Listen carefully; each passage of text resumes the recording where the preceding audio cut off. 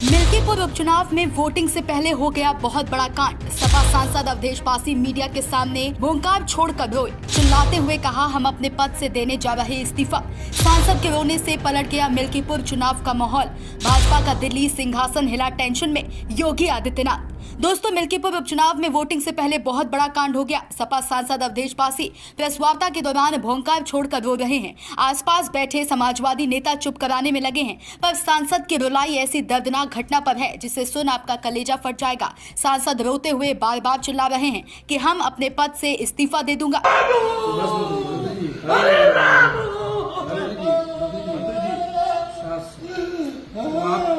आप उसकी लड़ाई लड़िए, लड़ाई लड़ी जाएगी, सब लोग साथ। लड़ाई को आप लड़ेंगे, उसको न्याय उसके न्याय दिलाएगा। हमें जाने दो दिल्ली, लोकसभा में जाने दो। मोदी के सामने हम बात रखेंगे। न्याय न मिला तो हम इस्तीफा दे देंगे, लोकसभा से हम इस्तीफा दे देंगे। हम बचाने में, हम बेटी की इज्जत बचाने में नाकामयाब हो रहे हैं। इतिहास क्या कहेगा? महारानी में इतिहास सैकड़ों साल बाद क्या कहेगा? थे आप बहुत लड़ाई लड़े हैं मंत्री। कैसे बिटिया के साथ ये हो गया? आपने कितने लोगों को न्याय दिलाया? बहुतों को आपने न्याय दिलाया है, फिर न्याय मिलेगा। आपने बड़े से बड़े मामले दिलाया, लेकिन ये तो इतिहास का सबसे बड़ा मुद्दा हो गया। सबसे बड़ी घटना है ये, बहुत बड़ी घटना जी। ठीक है। अरे मंत्री जी, हम लड़ाई में सांसद सब साथ में है। कहाँ हो? सीता मैया कहाँ हो?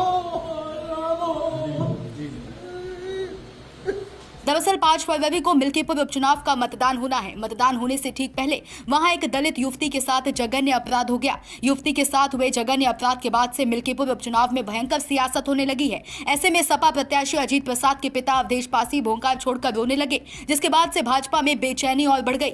माना जा रहा है कि मिल्कीपुर उपचुनाव में मतदान होने से पहले सपा सांसद जिस जघन्य अपराध को आंखों देख रोया है, वो मिल्कीपुर उपचुनाव में भूचाल ला देगा। सांसद के एक एक बूंद आंसुओं की कीमत का हिसाब अब मिल्कीपुर की जनता तय करेगी। सांसद के रोने के बाद से भाजपा का दिल्ली सिंहासन हिल गया। योगी आदित्यनाथ की धड़कनें और तेज हो गई हैं। भाजपा प्रत्याशी चंद्रभानु पासवान में खलबली मच गई है। इधर सपा सांसद रोकर के चुनावी माहौल को और पलट दिया।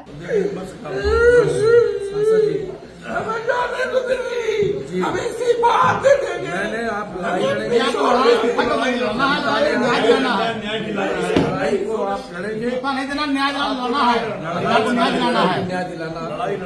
आप तो हर लड़ाई को लड़ते हैं। लड़ना है, परिवार को न्याय दिलाना है, दोषियों को फांसी दिलानी है, इस्तीफा नहीं देना है। आपको इस्तीफा देने के लिए नहीं, परिवार को न्याय दिलाने के लिए और ऐसे दोषियों को सजा दिलाने के लिए आपको चुना गया है। अयोध्या को कठोर रूप रखने के लिए आपको सांसद बनाया। और क्या, जो भी दुर्दांत अपराधी है बख्शे नहीं जाएंगे।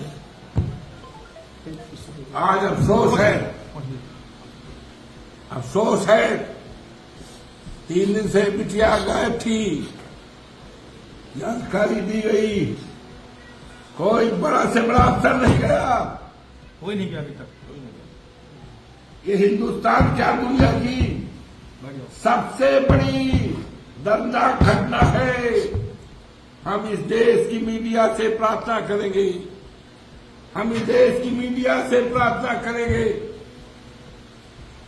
दुनिया की मीडिया से हम प्रार्थना करेंगे कि आज उस घर पर जाओ जिस घर में एक माँ ने अपनी बेटी को 9 महीने तक पेट में रखा था। जानकारी के मुताबिक जिस दलित युवती का शव देख भौंकार छोड़कर सपा सांसद अवधेश पासी रो रहे हैं, उनके आरोपों के मुताबिक उस दलित युवती का शव बड़ी भयावह स्थिति में मिला है। 3 दिन पहले से लापता हुई दलित लड़की के साथ दरिंदों ने पहले बलात्कार किया, फिर उसकी दोनों आंखें निकाली। उसके बाद शरीर पर कई गहरे जख्मों में हड्डियां टूटी मिली, जिसके बाद दरिंदों ने बेटी को निर्वस्त्र करके ही छोड़ गए। इस घटना को लेकर अयोध्या सपा सांसद अवधेश पासी प्रेस वार्ता करते हुए रोने लगे। अयोध्या में हुई इस जघन्य घटना को सुन सपा सुप्रीमो अखिलेश यादव का का भी पारा हाई हो गया। सांसद को रोता देख एक्स पर लिखा, ये बेहद दुखद खबर है कि अयोध्या के ग्राम सभा सहनवा सरदार पटेल वार्ड में 3 दिन से गायब दलित परिवार की बेटी का शव निर्वस्त्र अवस्था में मिला है। उसकी दोनों आंखें फोड़ दी गई हैं। उसके साथ अमानवीय व्यवहार हुआ है। प्रशासन ने 3 दिन पहले ही अगर परिवार की सूचना पर ध्यान दिया होता तो बच्ची की जान बचाई जा सकती थी। सपा प्रमुख ने आगे और लिखा कि हम उत्तर प्रदेश सरकार से मांग करते हैं कि जो दोषी है और जिन पुलिसकर्मियों ने इस मामले में लापरवाही बरती है उन सबके खिलाफ कठोरतम कार्रवाई की जाए और पीड़ित परिवार को तत्काल 1 करोड़ का मुआवजा दिया जाए। जबकि अवधेश प्रसाद ने कहा कि अगर दलित की बेटी को न्याय नहीं मिला तो मैं लोकसभा से इस्तीफा दे दूंगा। Bureau report, DK Tripathi, Sam TV digital. Subscribe करें साम टीवी, क्योंकि हम आ गए हैं अब आपके बीच। दिखाएंगे सत्ता के वादों और अपराधियों के एक एक कारनामे की हकीकत। और हाँ, अगर आपके पास भी हो कोई ऐसी खबर तो कमेंट करके हमें बताएं, क्योंकि बिना डर और दबाव के हम दिखाते हैं हर एक खबर डंके की चोट पर।